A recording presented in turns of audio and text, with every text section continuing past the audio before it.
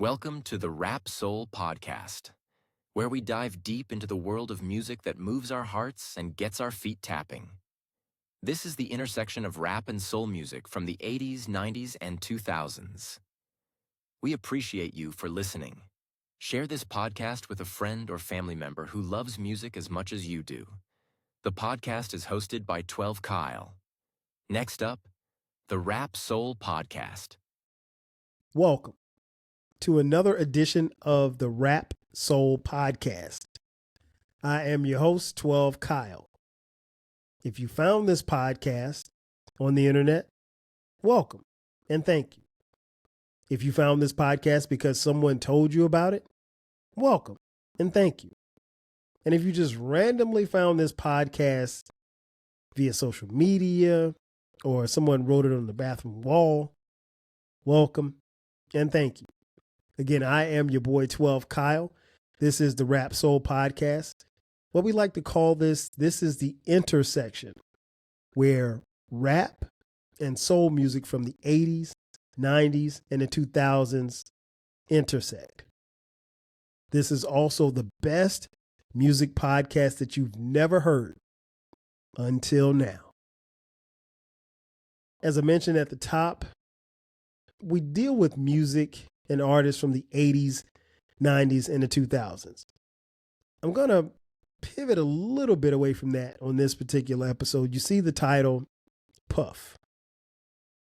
If you've been hiding under a rock at the time of this recording, Sean Diddy Combs, man I refer to as Puff, is now sitting in jail after being indicted on federal criminal sexual trafficking charges, amongst other things. And like I said, I normally don't talk about current events, but I wanted to talk about this because one is such a hot button topic and I wanted to give my opinion on it. And also, I wasn't going to do this episode until I heard a young lady on a podcast today actually defending Puff. And her defense was borderline idiotic. Not that he can't be defended, because although he sits in a jail, he is innocent until proven guilty. Now, in tongue-tied, sorry. In the court of public opinion, he's done. But I wanted to give you my thoughts on it.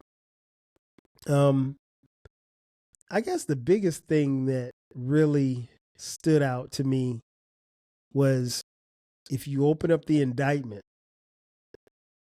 the first thing you see is the United States of America versus Sean Combs. That is wild. The United States of America versus Sean Combs, a.k.a. Puff Daddy, a.k.a. P. Diddy, a.k.a. Diddy, a.k.a. P.D. I don't remember P.D., but okay. A.k.a. Love. Now, he's been loved for the last couple of years, I guess. Yeah, the United States versus Puff. This is interesting because of who it is. Puff was somebody who, in the 90s, was that guy. I mean, he founded Bad Boy Records, and if you've been following my podcast, my other podcast, the 12 Kyle podcast, back in, I want to say December of last year, toward the end of December of last year, 2023, I did an episode called The Rise and Fall of Bad Boy Records. Go check that out after you finish listening to this podcast. And it just kind of talked about some of the things that, happened in my opinion. And, I gave my opinion on Puff then. Not as detailed as I will here, but some of his shenanigans I talked about on that particular episode. But the United States versus Puff. And I found it interesting that it says Sean Combs, a.k.a. Puff Daddy, a.k.a. P. Diddy. It doesn't say Puff because, again, if you know him from the era that I know him from, he was just Puff. Some people called him Puff Daddy, but he was just Puff to me. And he'll always be Puff. I've never called that man Diddy. Maybe Diddy is the one that got him in trouble. I don't know. But yeah, it's very interesting, and honestly, it's quite sad when you look at it. And we'll talk about that in just a few. But the United States have brought forth federal charges against Puff, and Puff is looking at, with the charges that he has stacked up against him, he's looking at least doing 15 years in jail, in prison, if convicted. And he could do as much as life in prison. When you start talking about sex trafficking, intimidation, assault, rape, all of these things he's being charged for and with, it makes you scratch your head, because it makes you say, well, that doesn't sound like Puff. And I always want to remind people, and I always say this on this podcast, you don't know these people. You don't know them, and I don't know them either. So anybody's capable of anything. Always remember that. Don't put nothing past nobody, because anybody can do it. Anybody can get it. Especially if you're a celebrity, especially if you have money, especially if you have power and you're willing to wield that power over the powerless. Based on what's alleged in this indictment, Puff did a lot of foul stuff, and he will have his day in court, and he will have to fight for his innocence. It's really interesting that it got to this point. And I don't know if Puff ever stopped to think like that it could get this far. Because I think a lot of times when people have the kind of money that he has, the kind of fame, the kind of power that he has, they never really see themselves as being told what to do, or, being held accountable for anything. So it's always interesting when you see people fall. And I want to go back to, like I said, I heard a fellow podcaster today on a podcast talking about Puff, and she was almost defending, well, in a lot of ways she was defending him. Her statement was, and I'm paraphrasing here, was that there's somebody behind the scenes that he really has pissed off for them to go at him like this.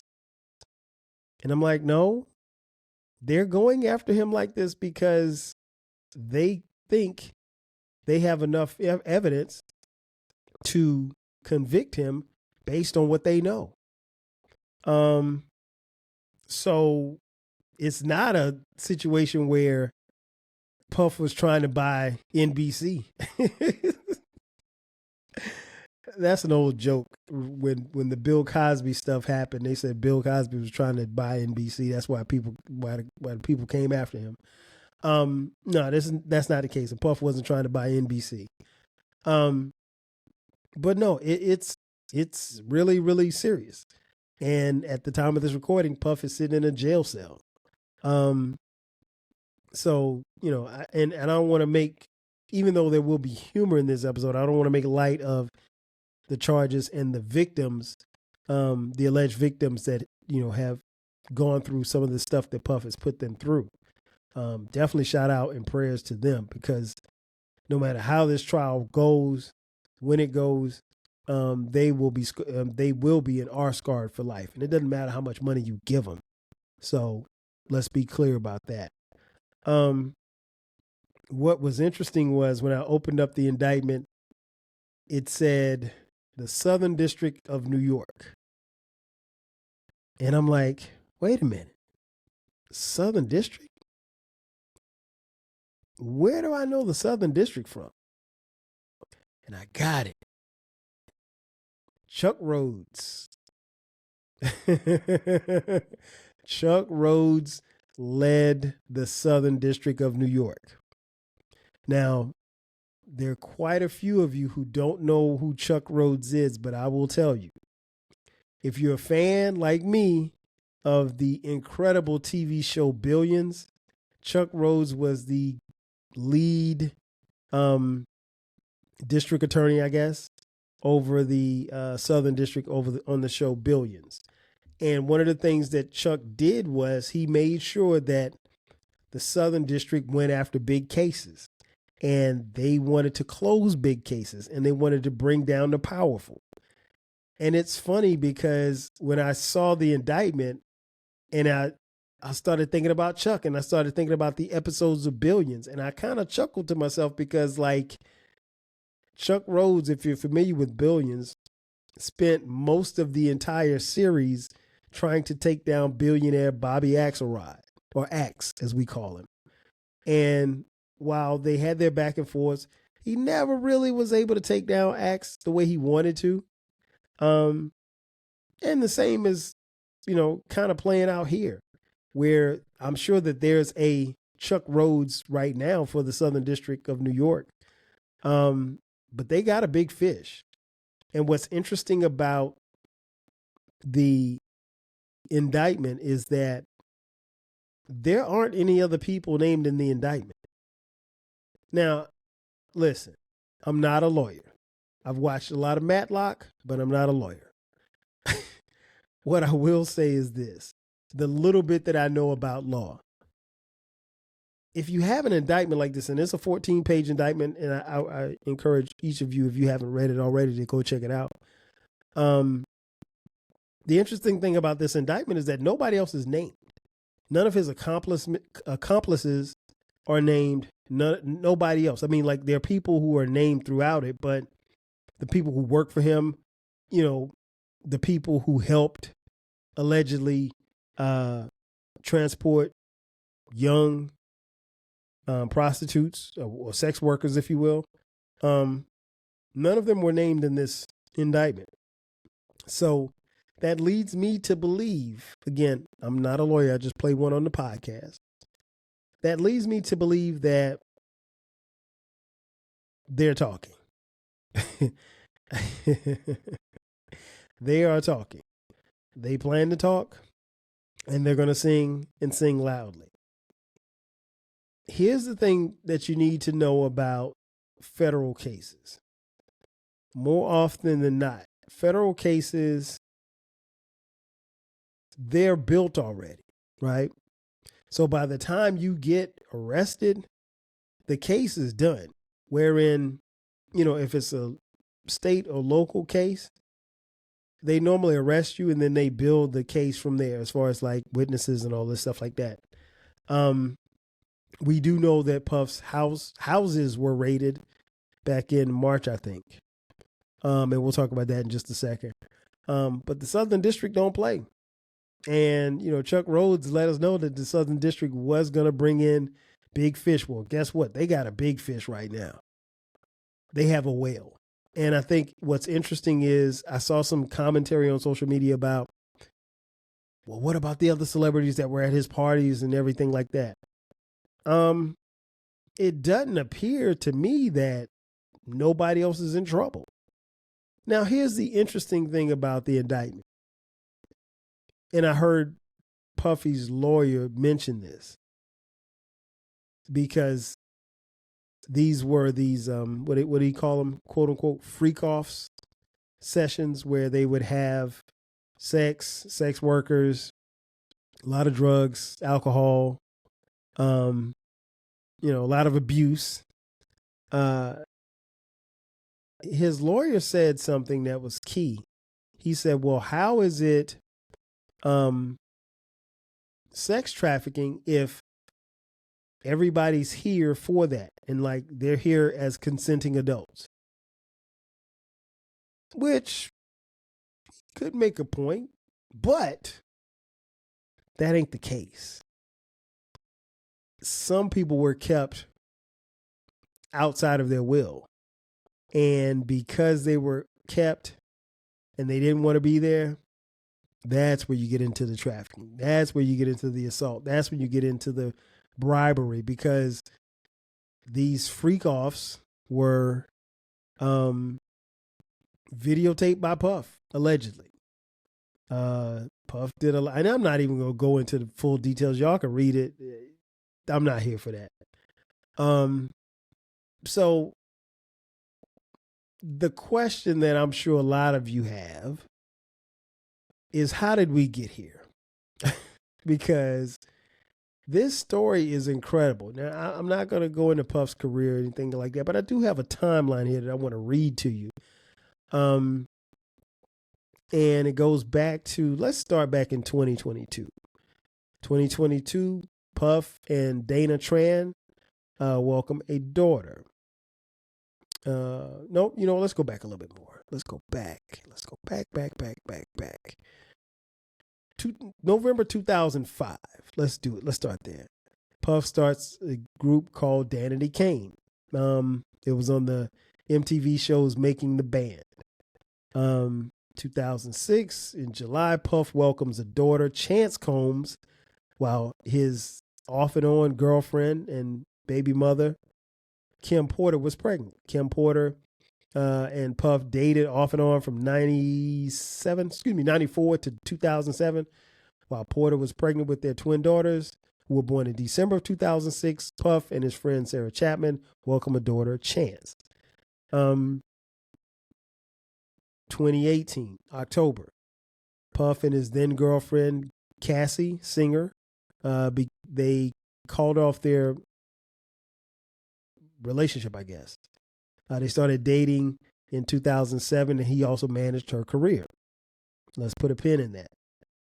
November 2018, Kim Porter, Puffy's one of his baby moms, dies mysteriously. She was found unresponsive in a bed in her home. And again, I said she had twins from Puff.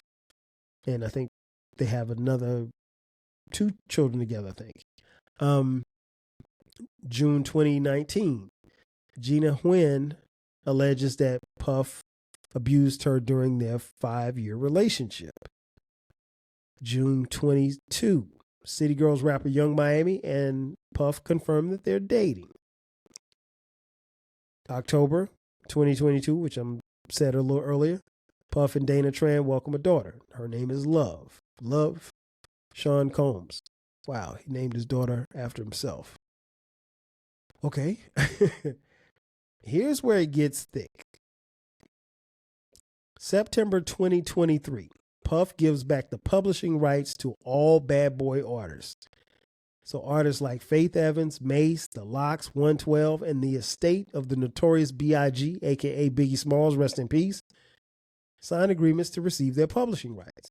Puff had the publishing rights for all of the Bad Boy artists, and it was widely known or, alleged that Puff wasn't paying them their rights and they weren't getting the money that they should have been getting from their publishing. But Puff gave it all back. We don't know why, but Puff gave it all back. September 2023, Puff receives a key to New York City. Mayor Eric Adams gives him a key to the city, and they have a celebration. Blase blah. November 2023, in a bombshell lawsuit, Cassie Ventura, aka the singer Cassie, accuses Puff of rape, sex trafficking in a lawsuit. I think she sued him for $30 million. I don't know if I'm wrong. I could be wrong. Look it up. What was interesting was I actually read that lawsuit. And that lawsuit was about as damning as anything that you could imagine. And ironically, a lot of what Cassie described in her lawsuit actually played out in this indictment. Personally, I think that this was the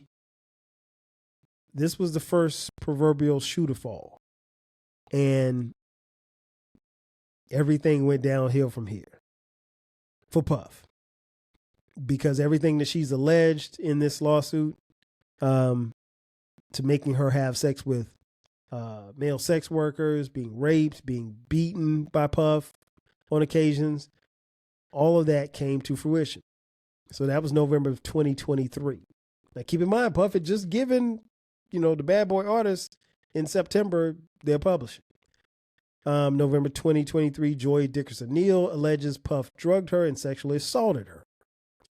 November 2023, Jane Doe accuses Puff and Aaron Hall, singer Aaron Hall, of raping her in the 90s. November of 2023, Puff steps down as Revolt chairman. Puff, as many of you know, had his hand in a little bit of everything from clothing lines to liquor to, Revolt, as far as a channel, TV is concerned. I mean, entertainment. He's a mogul. His hand is in just about everything. December 2023, Puff, Harv Pierre are accused of gang raping a 17-year-old girl. I think that was that was in 2023.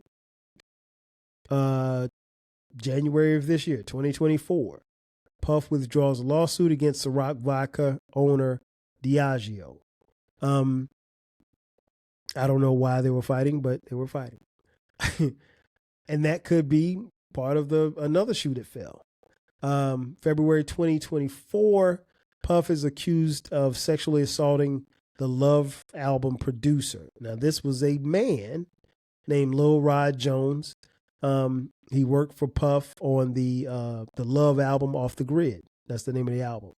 And in that, he accused Puff of sexually assaulting him as well as actor Cuba Gooding Jr. That's a very interesting lawsuit as well. You should probably go read that as well.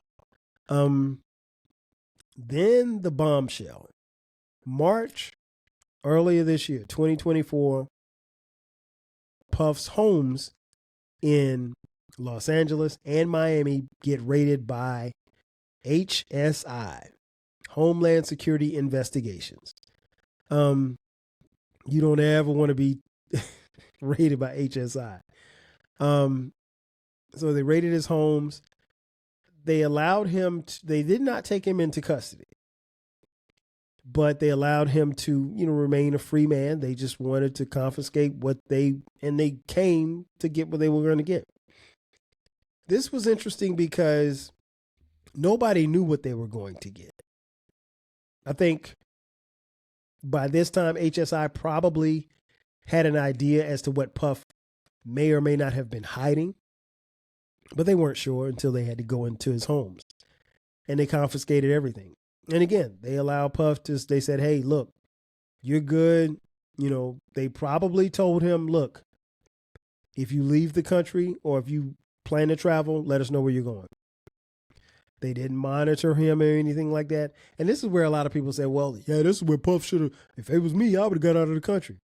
It ain't that simple, dog. It ain't that simple. Again, I don't know much about the law, but I do know this. If Homeland Security Investigations comes to see you and they raid you and they don't take you to jail, there's a 99.9% chance that you ain't going to be able to go nowhere, because they know when you make a move. This ain't just your regular police down the street. This ain't Joe Cop, right? So I don't think it would have been possible for him to leave, honestly, because the minute that somebody fills out a flight manifest, come on, man, they own you, Puff. But anyway, and also if you flee the country, then it looks like you're guilty. May 2024, CNN released a surveillance video from 2016 showing Puff kicking, hitting, dragging then girlfriend Cassie down a hallway at the Intercontinental Hotel in LA. That right there did it for me. I can't say that I've been like a Puff fan, because I wasn't. But when I saw that video, and I already had my ideas as to who I thought he was, because I've heard stories about the parties. I didn't hear all of the all of the crazy stuff that we've heard now, but I've heard stories over the years about how Puff got down at his parties and stuff like that. But when I saw that video, I was done. To me, there's not anything else that you can do lower than hitting a woman. To me, And I don't know what led to that or what happened prior to the video that we saw, but there's nothing that Cassie could have said. There's nothing that she could have done. I don't care if she slapped him. You can't hit a woman. And for Puff to hit her and kick her the way that he did in a public place leads me to believe that that wasn't the first time. So I've never been a fan or proponent of men who hit women. And like I said, that's about as low as you can be for me. And so at this point, the bottom falls out. So then we get to May 2024. Former model sues Puff for drugging and sexually assaulting her. And the hits just keep on coming. Second lawsuit in a week. Puff alleged to have raped a college student in the 90s. Another lawsuit filed. 2024, May of 2024, ex-Bad Boy employees speak out in Rolling Stone report. Go read that report. Long, detailed report, but very thorough. June of 2024, former Sean John employees claimed Puff was violent at the Daily Beast report. There was an interview he did. July 2024, woman alleged she was sex trafficked while at Puff's white parties. July 2024, Vibe editor Danielle Smith speaks about Puff and Cassie. Let's see. Puff also responds to the Love Producers album's claims that he was sexually assaulted. That happened in August. And then we fast forward to this month of September. Puff is ordered to pay $100 million in a default judgment for an alleged sexual assault. Now, what's alleged is that he sexually assaulted this man at this party. The guy's name is Derek Lee Cardello Smith. He filed a $100 million lawsuit. Now, Puff and his lawyers, all they had to do was show up at court. They didn't. I don't know if they blew it off. I don't know if because Mr. Cardello Smith is currently sitting in jail himself. Maybe they thought he was a fool or something. But the judge awarded him $100 million, and Puff is to start paying $10 million payments starting in October if he doesn't get it thrown out. Good luck. September 2024, Danity Kane, member Puff's group. Her name is Dawn Richard. She accused Puff of sexual abuse. And then obviously the other day, at the time of this recording, September 2024, Puff gets arrested in New York. And then the indictment is released to the public. So that's a lot to unpack. That's a crazy timeline. But that just goes to show you there's been a buildup to this. It didn't just happen. And I hope the young lady, the fellow podcaster, I hope she gets a chance to see this podcast and just understand that there's no way that you can defend Puff. It doesn't matter who was coming after him. It doesn't matter who you think had it in for him. They're saying what they're alleging is things that he did. And if it's proven that he did the things that he did, he should spend the rest of his days in jail. Period. But I tell you what, we're going to pay some bills. So let's take a quick commercial. And on the other side, we'll talk more about Puff. We'll be back in just a second. Are you feeling nostalgic for the golden eras of rap and soul music? If so, tune in to the Rap Soul Podcast. We are your weekly journey through the 80s, 90s, and 2000s, spotlighting the music and the hidden gems that shaped the soundtrack of our lives.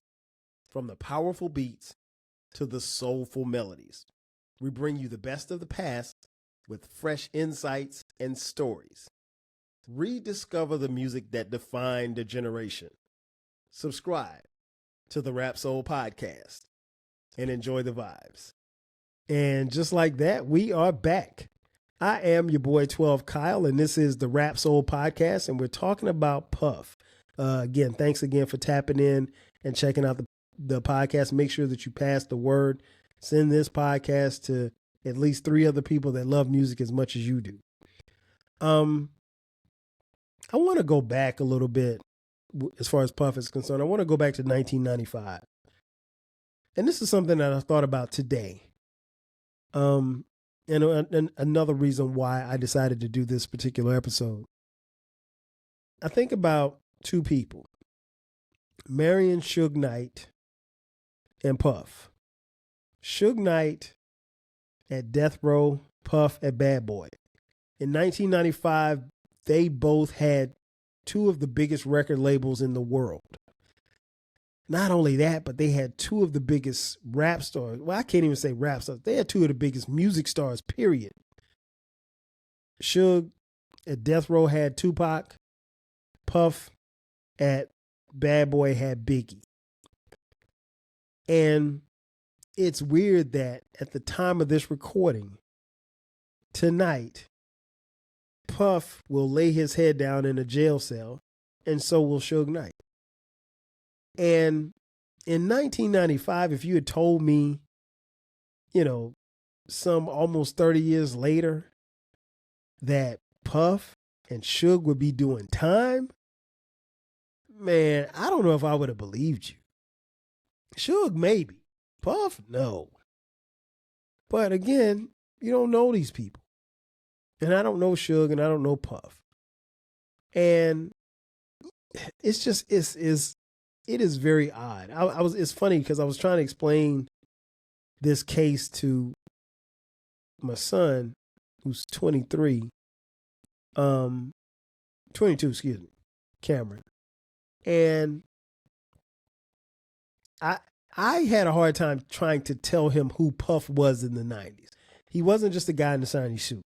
He was the guy. I mean, like, Puff was a visionary. He was a mogul. He was a guy who did it all.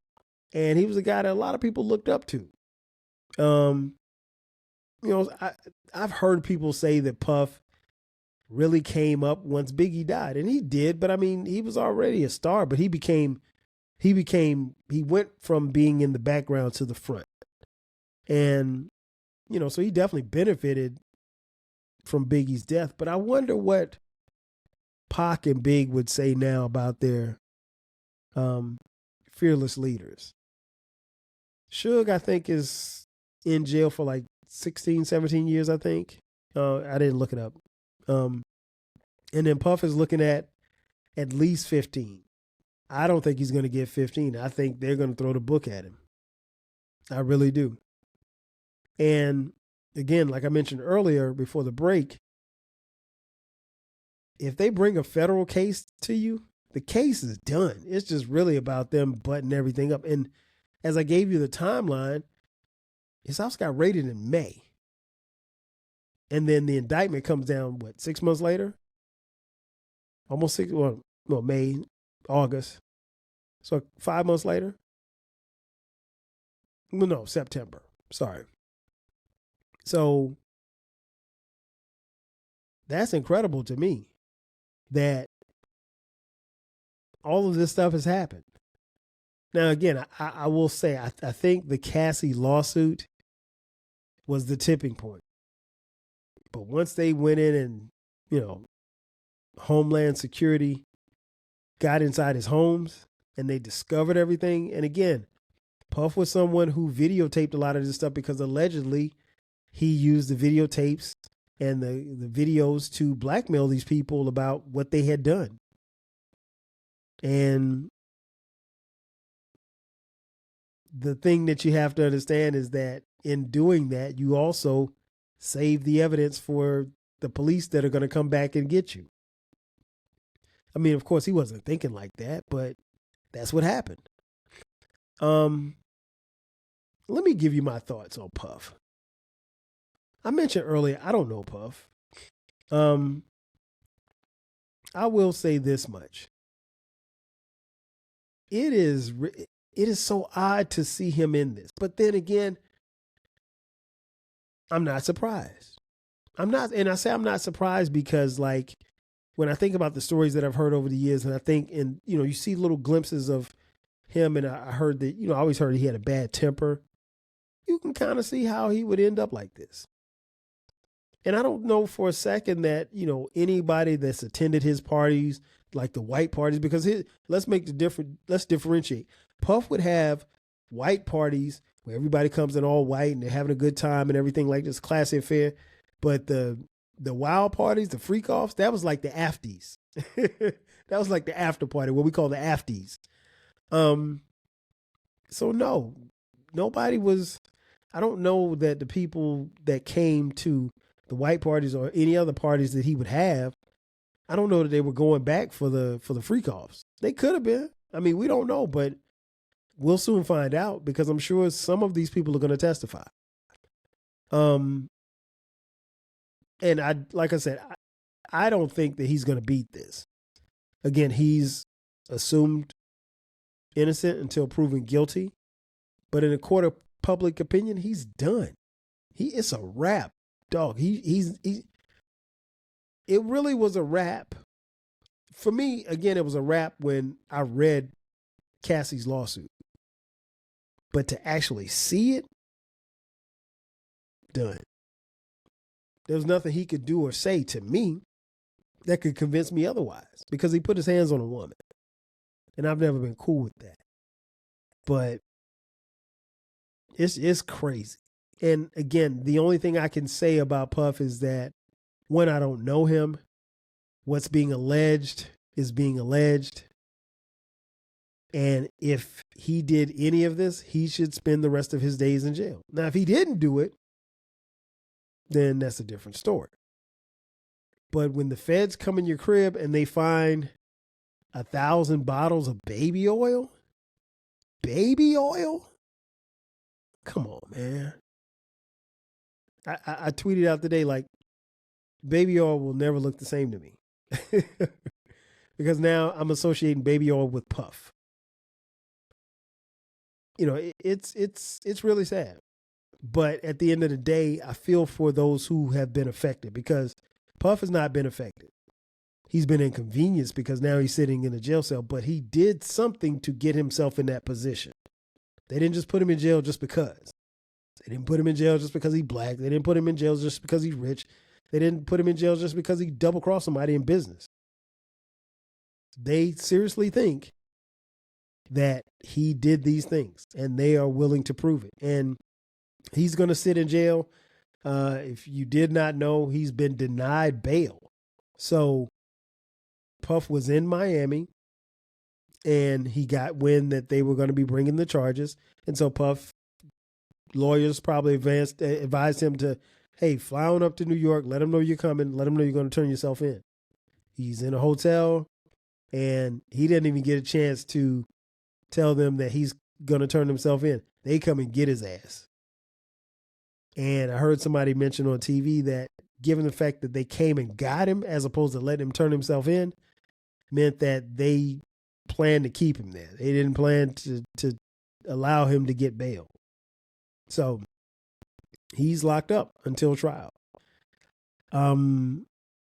Your guess is as good as mine as to when the trial will start. But I'm sure once the trial starts, we're going to be front and center, because this whole thing is intriguing. It's intriguing, but it's also very sad, because, like, it didn't have to be that. But again, we don't know this man, and I feel for Cassie. I feel for all of these people involved.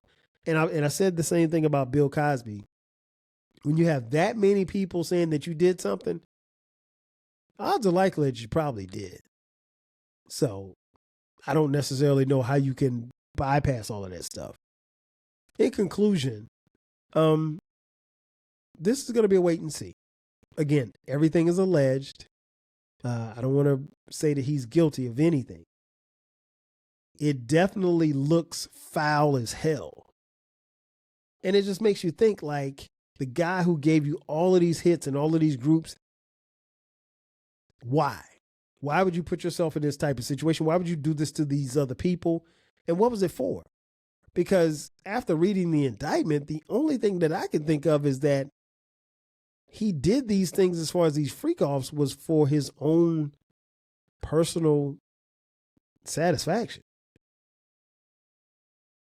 And I mean, y'all know my motto, man.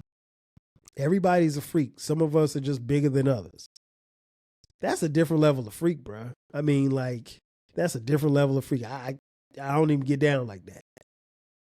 All the stuff that I've heard about Puff, I don't even get down like that.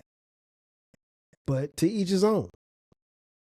But again, I want to commend Cassie and the other victims for coming forth and telling their stories, because that can't be easy at all, because automatically people are going to think, well, hey, you're lying. The young lady who is a member of Danity Kane, her lawsuit or her accusation is out there.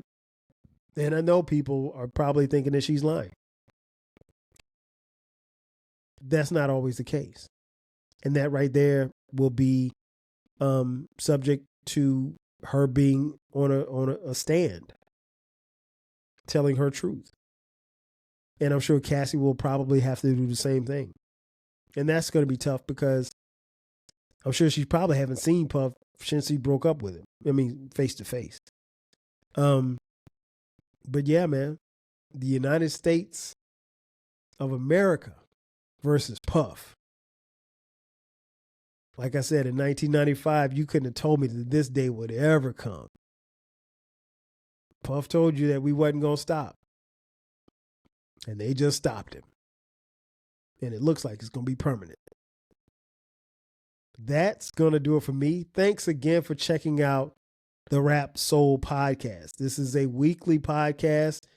It's the intersection where the 80s, 90s, and 2000s R&B and hip hop and rap and soul meet. Again, it's the best music podcast that you never heard until just now. Again, make sure that you subscribe to the podcast.